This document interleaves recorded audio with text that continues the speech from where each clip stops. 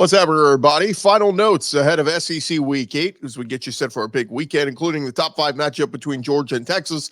Todd Gurley and Craig Way will join the show. Locked On SEC starts right now.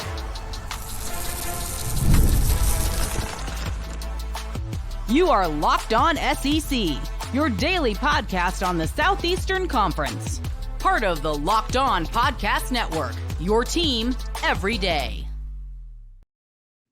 And what is happening, everybody? Welcome into Locked On SEC. It's great to have you guys along. I'm Chris Gordy. Thanks for making Locked On SEC your first listen every day. Shout out to everydayers. We're free and available wherever you get your podcast and on YouTube. Part of the Locked On Podcast Network, covering your team every day. And today's episode is brought to you by FanDuel. Place your first $5 bet and you'll get started with $200 in bonus bets guaranteed. Visit FanDuel.com today to get started. All right, we got a loaded show, as we mentioned. Todd Gurley, of course, Georgia great running back, is going to join us to talk about this matchup between Georgia and Texas. And then on the Texas side, we'll talk with Craig Way, the longtime voice of the Longhorns, to get his perspective. But before we do that, we got plenty we got to discuss. So let's dive right into it. Let's go around the conference. Boots out to the right. Takes the handoff. Around the conference. And we start over at Arkansas as the Razorbacks are gearing up for a huge conference matchup against the number 8 LSU Tigers this week. Razorbacks coming off a bye after they got the big upset win of Tennessee 2 weeks ago. The availability report, injury report, whatever you want to call it, came out for the Razorbacks on Wednesday. And then we saw on Thursday, quarterback Taylen Green not on the report, which indicates he should be ready to go. Quarterback suffered that injury against Tennessee where he was not able to finish the game. Malachi Singleton had to come in and led Arkansas on the go-ahead drive. Sam Pittman made some comments on Wednesday. It seemed to indicate Green's status was a little bit more up in the air. He said Taylen was still not full speed yet, but we certainly think there's a possibility he can get there. We'll have to wait and see. We have a couple more practices and a walkthrough, but we've been encouraged by his progression. That was Wednesday from Sam Pittman. So again, we are going to find out who will go here. But Arkansas currently has 2 players listed on their availability report. Defensive back Jalen Braxton listed as out, while running back Rodney Hill listed as doubtful. Razorbacks and Tigers will kick off Saturday at 6 p.m. Central. On the other side of things, LSU, they're riding high after their big emotional win over Ole Miss last week. And Brian Kelly revealing on Thursday that C.J. Daniels, wide receiver transfer from Liberty, is probable to play after practicing Thursday. Wide receiver Chris Hilton, however, has been ruled out. Chris Hilton has not played in a game yet for LSU this year. The longer season goes, you wonder, is he just going to miss the entire season? By the way, LSU revealing their uniform combination. They will wear white helmets, white jerseys, and white pants. The first game of this season, they will wear that combination. They last wore it last November at home against Texas A&M. They won that game against the Aggies last year. So we'll see if that bodes well for LSU. Over Kentucky, Wildcats getting ready for their big conference game against the Florida Gators. And Wildcats coming off of their home loss to Vanderbilt last week. According to Matt Zenitz, Kentucky corner Maxwell Hairston not expected to go this week. This will be the 3rd straight game the All-SEC corner misses with an injury. And so they will have to defend the pass without him. Of course, DJ Lagway going to go for Florida with Graham Mertz done for the season. So we'll see how the Kentucky secondary holds up against him. Over to Alabama. 3rd Saturday in October is upon us. They are getting ready for the road trip to play Tennessee Volunteers, and Alabama has won 16 of the last 17 matchups in this series, including a 34-20 win last season in Tuscaloosa. Only win for Tennessee came 2 years ago, where they won that thriller 52-49. Now, Alabama's availability report is out, and a lot of names listed on there, but they are getting a couple guys back, it sounds like. Wide receiver Kobe Prentice and Kendrick Law, both listed as probable. Prentice suffered a head injury against Vanderbilt, while Kendrick Law sustained what Kalen DeBoer called a lower leg injury against Georgia. DeBoer said on Wednesday, right now, I would say they're probable. Just continue to work through these practices, feeling better and better about it each and every day. Now, Alabama DB Damani Jackson was also listed as probable. He left Saturday's win over South Carolina, but returned to make the game-sealing interception. On the flip side of things for Tennessee, their availability report, running back Cam Seldon designated as questionable, while O-lineman Lance Hurd was listed as probable. Tennessee gonna wear, or they announced on social media, their jersey combination. They will have an orange out, and they will stick with the classic white pants to go with the traditional home orange jersey and white helmets. But they encourage all fans to orange out the stadium. Over Florida, Billy Napier, of course, facing some speculation about his future, as he's been on the proverbial hot seat all this year. And Wednesday's teleconference, Napier was asked about how he handles job speculation. He said, I don't have any control over that. I think one of the most important things we could do when we're put in these situations is having these great opportunities. Focus on doing the best job you can for your players and your staff. Get in the season, you got to hit the reset button, and it's literally you're in the moment, present, and focus on the task at hand. Napier went on to say, one thing I can say about our team is that I do think we are improving. Excited about this group of players, their attitude, the character, the way they've handled some of the adversity. So we will see the DJ Lagway era gets underway for Billy Napier and staff this weekend. Over at Mississippi State, Jeff Lebby talking about the battle last week against Georgia, where they lost 41-31, but freshman quarterback Michael Van Buren looked really good, but was involved with that infamous shoving of Kirby Smart late in the game. And Jeff Lebby discussed Kirby reaching out to him and his quarterback immediately after the incident. He said, I'm satisfied with how Kirby handled it. Kirby reached out to me right after the game, reached out to Mike. It was great dialogue, communication there. He was asked if he was surprised that Kirby reached out. He said, if I was on the other side of it, I would have done something incredibly similar. And it was immediate. Of course, Greg Sankey weighed in with a statement earlier this week. So sounds like all that is dead and water under the bridge. Over in Texas, College Game Day is heading to Austin this weekend, and they announced their celebrity guest picker. At least not an official announcement. Kirk Herbstreit let it out of the bag on the Pat McAfee show yesterday, announcing that Scotty Scheffler will be making the picks on Saturday. Scheffler is, of course, world-famous golfer. He's a Texas alum from the Dallas area, so he'll join Reese Davis and Nick Saban and the bunch over there in Austin for College Game Day. And there you have it. You are all caught up with the latest news going on around the conference. So I want to save some time to get to our big guest coming up next. We are going to catch up with Georgia great Todd Gurley. Thank you guys for making Locked On SEC your first listen every day. But first, a minute here for our friends over at Hims. And look, guys, if you ever feel like you need a little boost in the bedroom, it is time you stop worrying about your performance and get Hims so you can feel confident whenever you are in the mood. Hims is changing men's health care by providing you with access to affordable sexual health treatments from the comfort of your couch. Hims provides access to a range of doctor-trusted ED treatments like chewable hard mints and Viagra and Cialis, and their generics up to 95% cheaper. The process 100% online, so there's no need for uncomfortable doctor visits. Just answer a series of questions on their website, and a medical provider will determine the right treatment option. If prescribed, your medication ships directly to you in discreet packaging for free, no insurance needed, and one low price covers everything from treatments to ongoing care. With hundreds of thousands of trusted subscribers, Hims can help you find the right ED option that works for you. Start your free online visit today at hims.com/lockedon. That's HIMS.com/lockedon for your personalized ED treatment options. HIMS.com/lockedon. Product mentioned are chewable compounded products which are not approved by or verified for safety or effectiveness by the FDA. Prescriptions require an online consultation with a healthcare provider who will determine if appropriate. Restrictions apply. See website for details and important safety information. Subscription required. Price varies based on product and subscription plan. That's HIMS.com/lockedon. Go check them out today. Rolling along here, Locked On SEC, and a pleasure now to be joined by this guy. He's a former Georgia Bulldog great. Of course, he is Todd Gurley, here appearing on behalf of Bush's Baked Beans, the new Hot Honey Grillin' Beans, a collab with Mike's Hot Honey. We're going to tell you guys all about that to load up on for your tailgate. But Todd, welcome in, man. How are you? I'm doing good, man. How about yourself?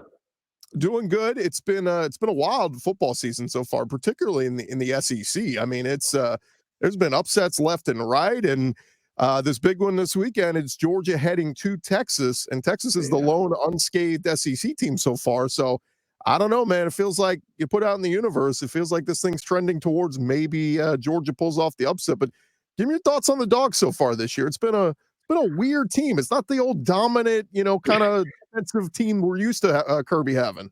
Nah, for sure, man. That defense, I think we got so spoiled by the defense the last couple of years of the amazing players that they've been able to have and the stats that they've been able to put up. So it's been tough, going back and forth with Kentucky. It's always been that way, obviously, since I've been at Georgia. Kentucky always, Coach Stoops always, has those guys prepared. And then obviously last week, I don't know what was going on last week with the Mississippi State game. I was low key a little disappointed. I'm like, man, see, that's why I don't watch all the games because I was just like, man, talking I stuff mean, and everything. offense was good. I mean, Carson Beck was good, but it's like giving up the 31 to Mississippi State with their backup true freshman quarterback and Michael Van Buren. It's a little odd, man. I don't know if maybe they've gotten complacent with being so dominant the last few years but they're 5-1. I mean, they're still in this Yeah, thing. nah, for sure. I mean, you would have thought we would have woke up, from that Kentucky game and then obviously the Alabama game, but I don't know. We're gonna move on to this week. We're gonna welcome Texas to the SEC the right way, the Georgia way, and just keep it game by game. Keep it game by game, but definitely can't look past any opponent, whether they have a true freshman quarterback or whoever's on that roster. We got to take everybody seriously each week and bring that effort.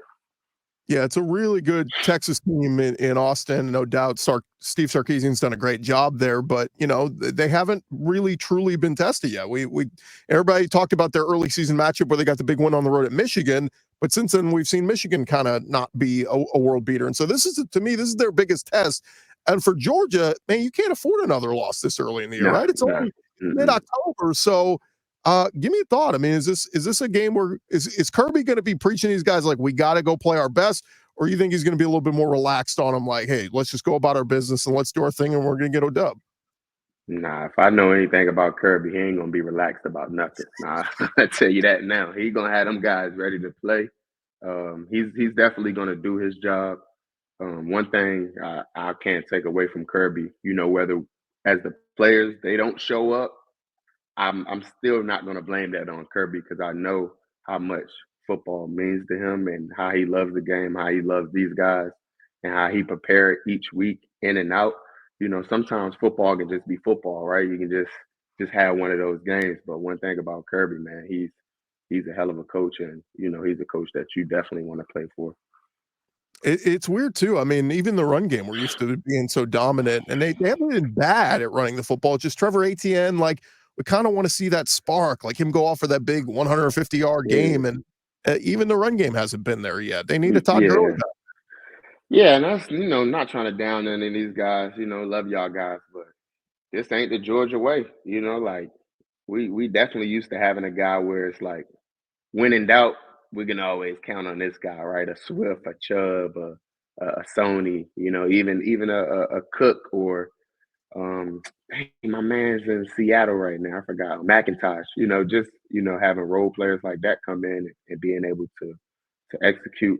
But yeah, we got to get it going. Obviously, Frazier had a great first game against Clemson, but yeah, we need that ETN. We need that ETN tradition, just like his older brothers when he was at Clemson and the stuff that he's doing in Jacksonville. But yeah, we gotta run the ball. Like it's not a such thing as Georgia football without running the ball.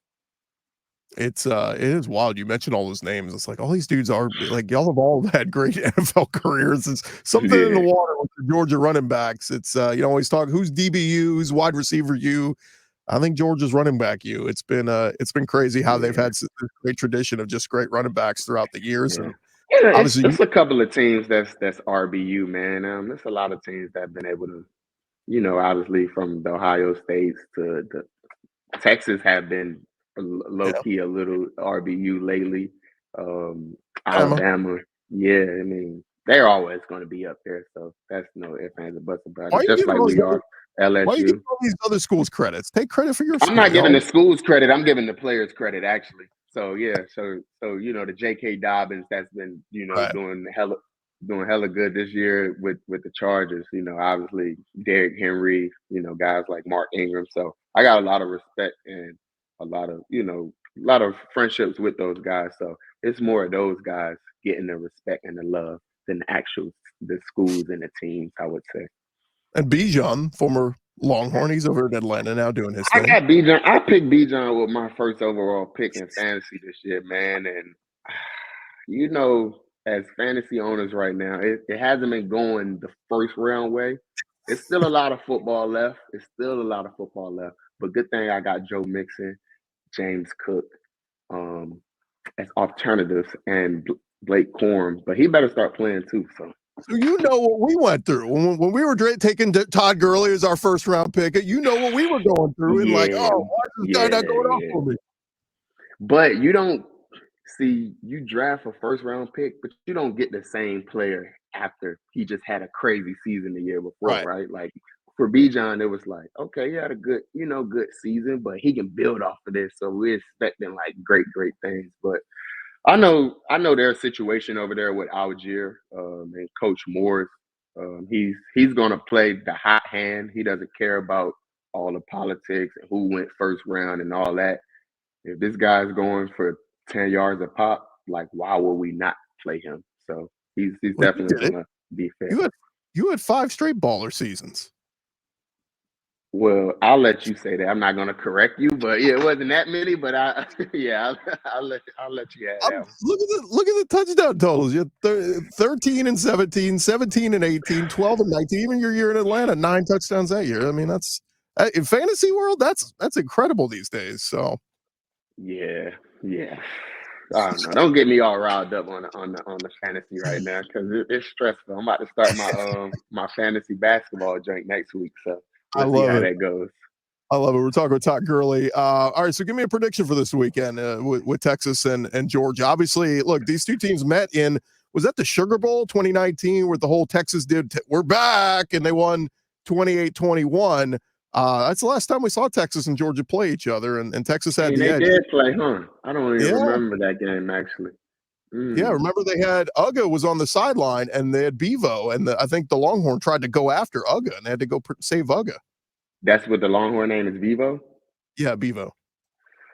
I don't know, man, but I think we're going to win probably 35-21. Okay. Yeah, all right. 35-21. Pull away late, something like that? No, just get up early and then Texas, cruise. They'll make a comeback. We'll be up early, and then they'll make a comeback. Well, kind of comeback, but yeah, we're going to sustain the momentum the whole game. Quiet the crowd noise out in Austin, and welcome those guys to the SEC. I love it. I wouldn't expect any other prediction. Now on the flip side, if they take loss number 2, oof. Come on, Kirby. I mean, they could still maybe run the table 10-2, get you in the playoff. That's what's great about this 12-team playoff now. But man, that'd be pretty disappointing. It is a positive side to that. It would be loss number 2 to number 1. So it's not like we're out here, losing to Vandy or anything. Knock on wood, no shots, no pun intended. But yeah, right. Well, that would be the next. That's Texas' next game. They got to go at Vandy, and that. Vandy used to be an easy W. You can't do that this year. Diego Pavi is playing his butt off right now. It's crazy. I ain't gonna lie. I lost to Vandy when I was in school. Obviously, I wasn't playing because we would have won that game. But yeah, that's neither here nor there. That was remember when they used to do the targeting, but they couldn't overturn it? Yeah, the first year. So yeah, it was like one of those hits. But I think now they can like overturn the actual penalty. Yeah, what year was that? 12 or 13? I want to say 13. Yeah, I want to say 13. Yeah, because you beat them in 12 when you played, and you beat them in 13 when you played. I do have a question. Do SEC teams get fined for rushing the field now? Because I see that more in the SEC now. Because I'm like, I never really used to see that before. Yeah, LSU just got hit with $250K last week for it was their second time rushing the field in the last 2 years. So yeah, it's But what do you care? I mean, you're not paying, so. Yeah, I could care less. Definitely care less. That's how most fans feel. They're like, I don't It could be care. going to the players, though. It could be going to the players. That's true. That's what they should do. They should go to the opposing team's players. Like you lost to a team on their field. Like think of that in the future. Like Bama beats Georgia Tuscaloosa and they rush the field. Then the fine money goes to the Georgia players for the next season. That'd be cool. I just know how I would feel. I'd be so mad and all the fans coming up talking stuff. Like I had to run off the field like immediately. Well, you've seen they've had some incidences where a player pushes a fan because they're like, I'm trying to get out of here, and this idiot's running in front of me. Like, that's when you gotta practice patience.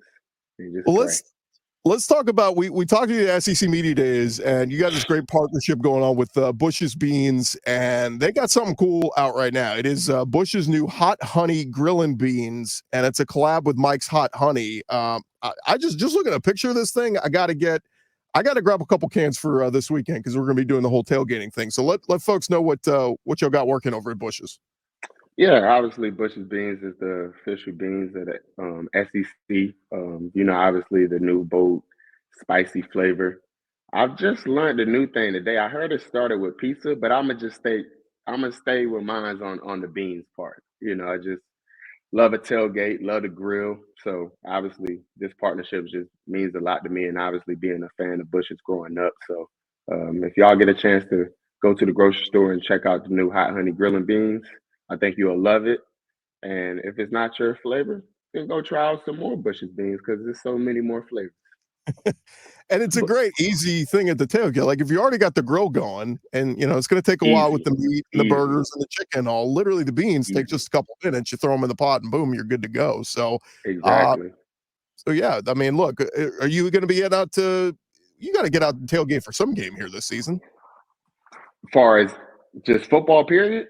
Yeah. Oh yeah, I've been in multiple games, man. I was at obviously I know we're at SC right now, but and obviously Bush's is the official beans at SC. But I was at the Duke UNC game. Obviously, grew up in North Carolina. Went to a tailgate out there. Was tailgating at the Georgia Oregon game at the beginning of the season. Gonna go tailgate next week at one of the Rams games. So, man, football. That's what I do, man. That's what I do. Are you bringing the beans with you while you go out there? I'm sure I'll just Postmate them or, DoorDash them, one of those. I love it. Well, there it is. Go grab it. It's Bush's Baked Beans, Bush's new Hot Honey Grillin' Beans. Again, it's a collab with Mike's Hot Honey, so a little bit of a kick in these. And if you're looking at the picture on our video, you could throw them over nachos, throw them in the cheese dip, whatever you want to do. I like how y'all got that set up right there. Yeah, you like that? We prep a little here. Yeah, I like that. Definitely going to make your tailgate that much better. Bush's Beans, again, the new Hot Honey Grillin' Beans. Check it out. Todd, always good to catch up, man, and keep doing your thing. And man, you keep doing these with us. We're going to bring you on as a permanent co-host, all right? And you can be our SEC analyst. Let me know. I'm available. I have time available. Let me know. I'll see y'all at the tailgate. Make sure y'all grab some Bush's Grillin' Beans, hot honey to be exact. I think y'all would like the new flavor, but I appreciate y'all. Good luck to my dogs. Good luck to everybody throughout the season. Obviously, wish everybody stay injury free, but go dogs. Awesome. More Locked On SEC right after this. Yes, sir. All right. Thanks again to Todd Gurley. We'll get to Craig Way here in just a second, but we'll remind you guys, college fans, NFL fans, whatever you are, you can start this season with a big return on FanDuel, America's #1 sportsbook. So when you get a hunch in the middle of the game, you can check out the latest stats, you live play-by-play, and so much more on the same page where you place your bets. And you'll get started with $200 in bonus bets guaranteed when you place your first $5 bet. You heard that right. Place your first $5 bet. You get started with $200 in bonus bets guaranteed. That's only at FanDuel.com. Visit FanDuel.com today. Go check out all the great action they got across the SEC happening this weekend. We mentioned 6 of the big 7 SEC games, all favored by less than a touchdown. You got action, boss. If you like the line, the money line straight up, you like to pick a winner, you like to bet a team minus the points, plus the points, whatever it is, you got it up there at FanDuel.com. Of course, you can download the app. FanDuel app is tremendous. And FanDuel, they are America's #1 sportsbook. Check them out today at FanDuel.com. Get started today.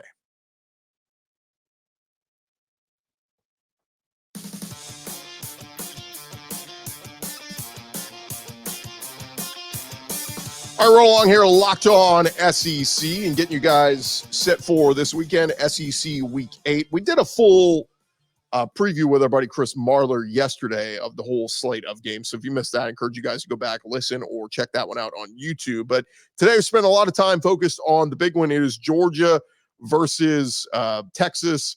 And we had Todd Gurley on last segment to talk a little bit on the Georgia perspective. Now we switch gears to talk a little bit on the Texas perspective. And joining us now is voice of the Longhorns, the great Craig Way, joins us now on the phone.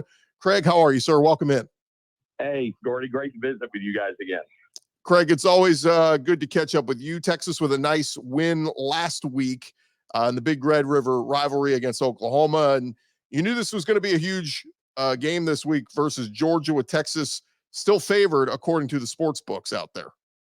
I did mention to you last week when we were going, I said there's the chance that Texas OU could wind up being merely the undercard. And it's kind of turned out that way. And I would never think of the Texas OU Red River rivalry game as an undercard anything. It has its own special style and significance, obviously. But clearly, coming off of that, now it's the number 5 team in the country, a perennial national power in Georgia. And then now, of all weekends for this to be happening, when you got the Formula One race. So it's F1 mania also. So it's crazy right here. And to your question, I think, I'm not the best authority on this, but I've always been told that the boys in the desert are setting those numbers to try to make sure they get equal action on both sides of the line. And maybe the original Texas line seemed a little bit elevated for the wagerers. So they've come back and put their wagers on the other side of the line. Maybe that's the reason. I don't know. Or it was a little lower, and then, that sort of thing. So not sure about that, but I do know this. These are two really good football teams getting ready to get it on. It's interesting, Craig, talking with people about this game this week. I've asked people, and look, Texas can only play who's on their schedule. The schedule's made. It's preordained. You can't do anything about it. But most people, I say, what's Texas's best win? They say Michigan. And then I look at the numbers and I see Michigan now, their offense is ranked 119th in the country. And obviously Oklahoma's offense is putrid. And, some of these other teams, I started to look at it and go, is UL Monroe their best win? They're 5-1. It's just an interesting angle of, I think hands down, this will be the best offense and best quarterback they've seen to this point this season, no? Without question. And I think it'll be the best defense. Now, Michigan had pretty solid defense, and Oklahoma has a pretty good defense as well, but I think it'll be the best defense. But easily the best offense they will have seen with Etienne in the backfield. And in addition to Trevor Etienne, Carson Beck will easily be the best quarterback they will have faced. And there's that championship aura that surrounds Georgia, and they know. And to listen to Kirby Smart this week, hearing him say, we just haven't put a full game together yet. And to think about that, I mean, it was the second half of that game against Alabama when they spotted in the big lead and came back and actually had the lead and a chance to win late. This is still a really good Georgia team that they're going to face. It's definitely the best team they will have seen to this point. Talking with Craig Way, voice of the Texas Longhorns. And Craig, coming off an emotional win last week. Any chance of a letdown of emotion this week? I mean, obviously you're playing a top 5 team, but last week the emotion of putting it all out there in a rivalry game. I mean, any chance maybe, if Texas coming out flat this week? Yeah, I think it's more about the physical and mental grind that ensues playing these kinds of games back to back. Less about, not being up for a team or anything like that. If you can't get up for playing Georgia, you can't get up. And folks said the same thing going into the OU game. Well, they're only ranked 18th. That doesn't matter. None of that stuff matters. And it didn't matter last Saturday, and I don't think it'll matter this Saturday. But we did say before the start of the year, this was going to be the belly of the beast. This was going to be the grind getting through this. And at the time, we were talking about 2 games. Texas OU and Texas Georgia. Oh, by the way, what's next? Vanderbilt. So the grind will continue so they can find a way to get through these next 2 weeks. Then I'm not going to necessarily say it's a downhill run to Atlanta and the SEC championship, but they will have been past the most difficult part of their schedule. Let's talk a little personnel here.